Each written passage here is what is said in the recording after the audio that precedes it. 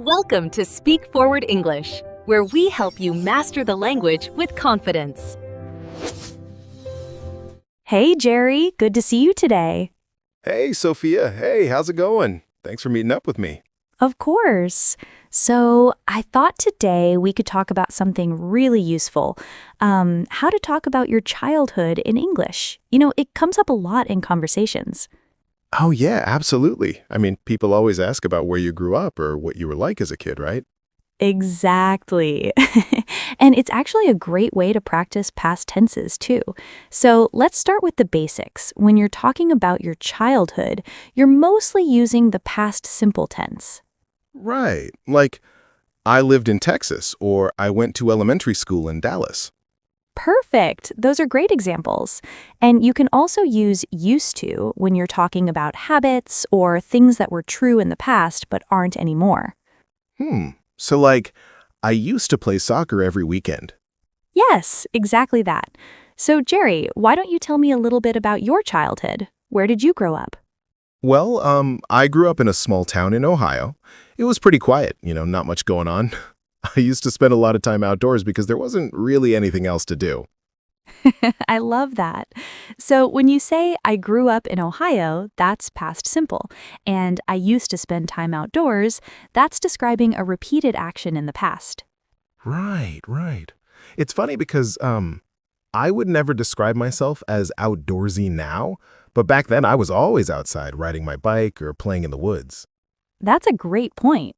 You can also use would for repeated past actions, like I would ride my bike to my friend's house every day after school.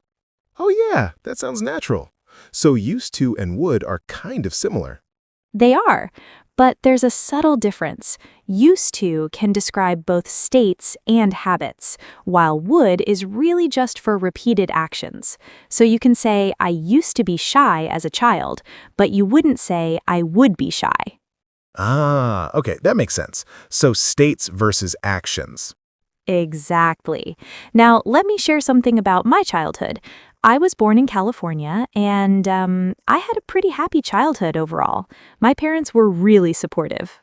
That's nice. What kind of things did you like to do? Well, I was really into reading. I used to hide under my blanket with a flashlight and read way past my bedtime. Oh man, I did that too. My mom would always catch me though. Same. And notice how we're using these phrases naturally. I was into reading, I used to hide. These are all common ways to describe childhood experiences. Yeah, it flows really well. What about describing your personality as a kid? How would you do that? Great question. You'd use past simple with adjectives, like I was a curious child, or I was very energetic. You can also say things like, I was the kind of kid who always asked questions. So for me, I'd say I was a pretty quiet kid, but I was also really imaginative. Perfect. That sounds so natural. And you can add details like, I was always making up stories in my head, or I had an imaginary friend when I was 5.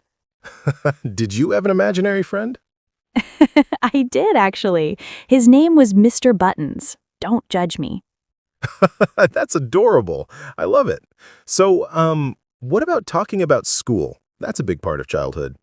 Oh, definitely.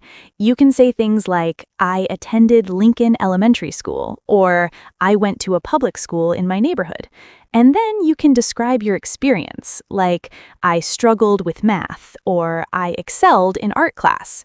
Right.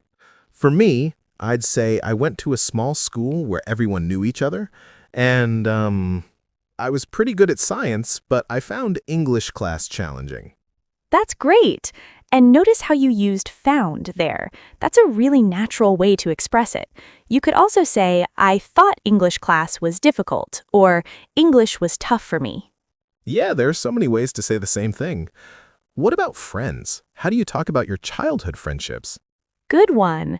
You might say, I had a best friend named Emma, or I used to hang out with a group of kids from my street.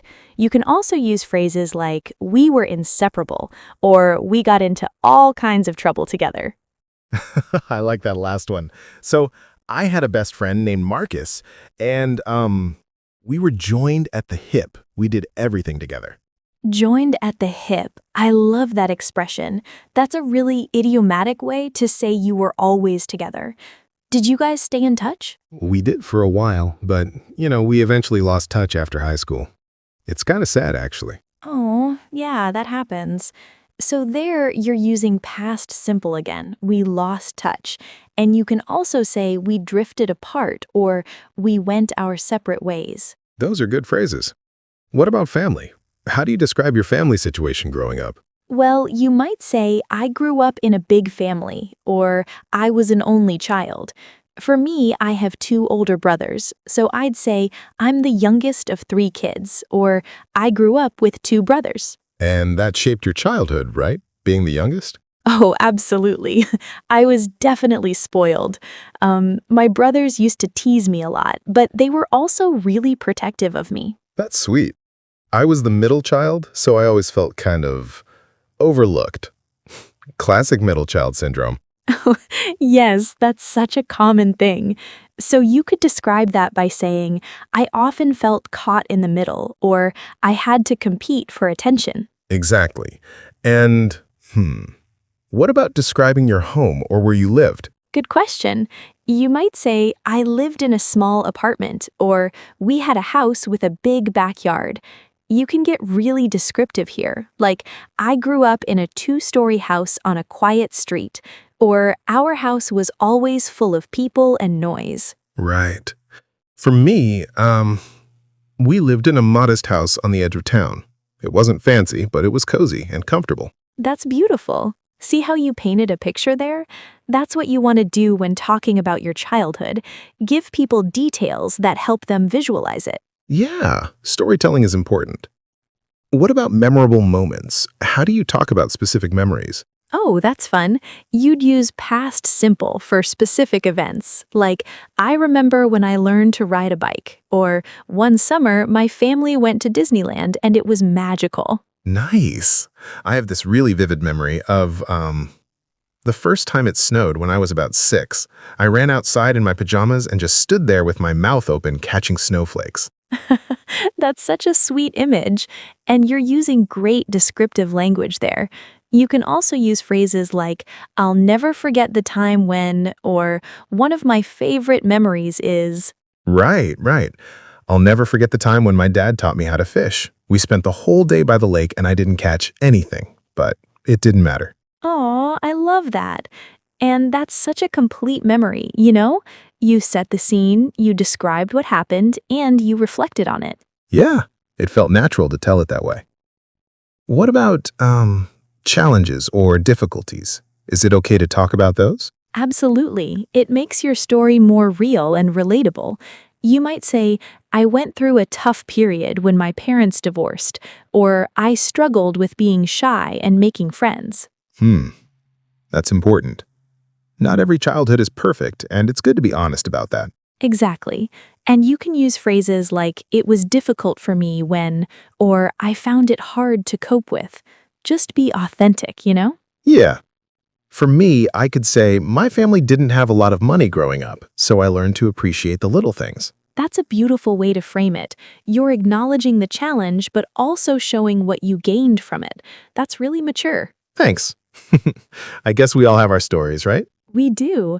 And another thing people often ask about is hobbies or interests. You'd say, I was really into comic books, or I loved playing video games. Oh yeah, I was obsessed with video games. I would spend hours playing Super Mario and Zelda on my Nintendo. Classic. See, I was obsessed with is a great phrase. You could also say, I was passionate about, or I couldn't get enough of. Right. What were you into besides reading? Well, I took piano lessons for about 6 years. I wasn't amazing at it, but I enjoyed it. I also used to draw a lot. I filled up notebooks with little doodles and cartoons. That's cool. So you were creative as a kid. I guess so. And you can talk about lessons or activities you did by saying, I took piano lessons, or I was in soccer practice, or I participated in the school choir. Good examples. What about pets? A lot of people have pets growing up. Oh, yes. You might say, we had a dog named I grew up with 2 cats. Pets are often a big part of childhood memories. Definitely. We had a golden retriever named Buddy, and he was basically my best friend until I was about 12. Aw, that's sweet. And you can describe your relationship with your pet, like he followed me everywhere, or I took care of him every day. Yeah. Buddy and I were inseparable. We used to play fetch in the backyard for hours. Perfect. Now, here's something that might come up. How do you talk about changes? Like, when I was younger, I used to be scared of the dark, but I eventually grew out of it. Oh, that's a good one.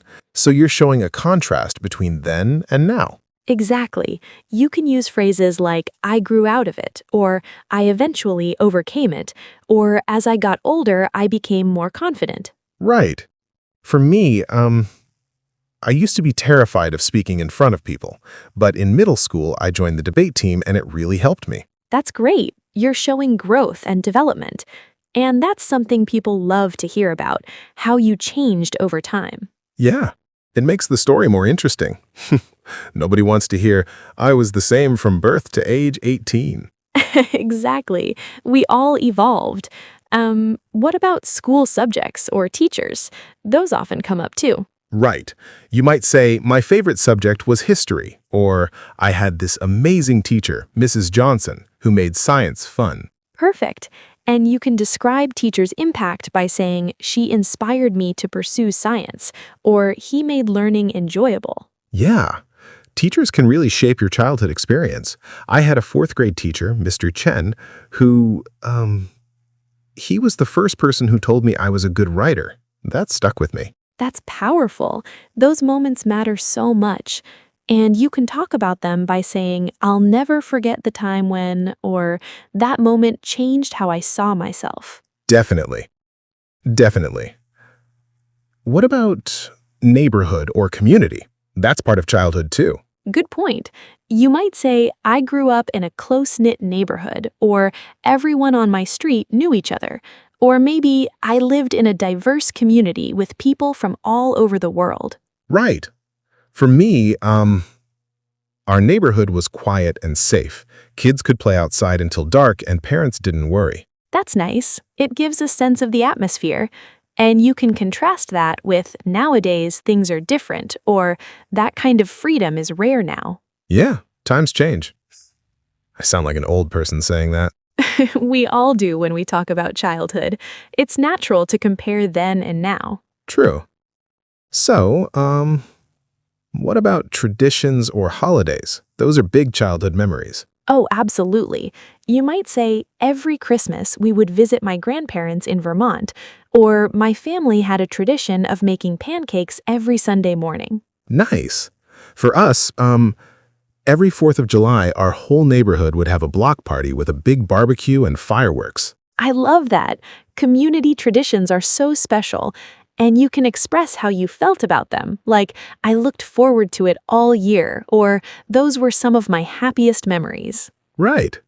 I couldn't wait for summer because of those block parties. Perfect. See how you're connecting the memory to an emotion? That makes it more engaging. Yeah, storytelling is about making people feel something.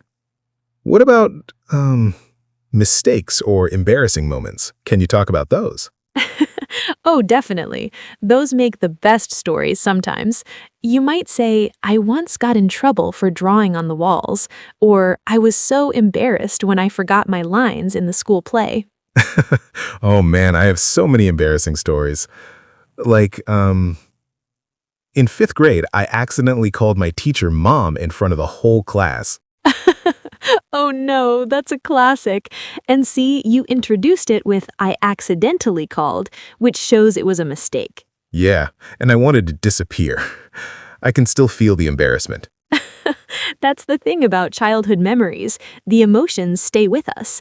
You can express that by saying, I can still remember how I felt, or even now I cringe when I think about it. Exactly. What about achievements or proud moments? Those are great to share. I was so proud when I won the spelling bee in 3rd grade, or I felt accomplished when I finally learned to swim. Right. One of my proudest moments was when I built a tree house with my dad. It took us all summer, but we did it. That's wonderful. And you can see how you're balancing different types of memories. The fun ones, the challenging ones, the proud ones. They all paint a complete picture of who you were. Yeah, variety is important. And I guess the key is just being specific and using past tenses correctly, right? Absolutely. Past simple for completed actions, used to or would for habits, and was or were for states or descriptions. And don't forget to add those details that bring the story to life. Right. The sensory details, emotions, specific names and places. Exactly. You're getting it. And honestly, the more you practice talking about your childhood, the more natural it becomes. Yeah, and it's actually fun to reflect on those memories, you know? It really is. Before we wrap up, is there anything else you think people should know about talking about their childhood in English? Maybe just that it's okay to take your time. Like, you don't have to rush through the story. It's fine to pause and think about the details. That's a great point. And people appreciate when you're thoughtful about your memories. It shows they matter to you. Exactly. And I guess, don't be afraid to show vulnerability. Like, it's okay if your childhood wasn't perfect. Absolutely. Authenticity is what makes stories compelling. Everyone's childhood is unique, and that's what makes it interesting. Well said. This has been really helpful, Sophia. I feel like I have a much better understanding now. Oh, I'm so glad. And Jerry, your examples were excellent. You're a natural storyteller. Thanks. I appreciate that. Maybe we should do more of these conversations. I'd love that. There's always more to explore with English. But for now, I think we covered a lot of ground.